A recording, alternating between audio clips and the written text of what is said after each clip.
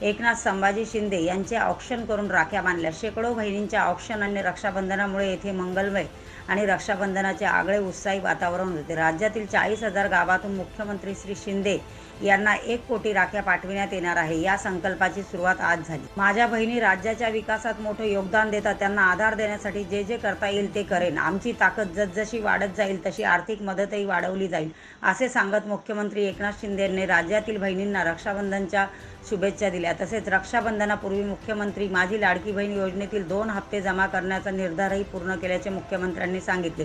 ही केवळ रक्षाबंधनाची ओवाळणी नाही, तर माहेरचा कायमचा आहेर आहे। मुख्यमंत्री माझी बहीण लाडकी योजनेचे 2 हप्ते रक्षाबंधनापूर्वी माझ्या बहिणीच्या खात्यात जमा व्हावेत, असा प्रयत्न होता। तो शब्द आम्ही पाळला। राज्यातील 1,40,00,000 महिलांच्या खात्यात पैसे जमा झाले आहेत। अन्य महिलांच्या खात्यातही हळूहळू आधार सीडिंग आणि तांत्रिक बाबी पूर्ण होताच पैसे जमा होतील।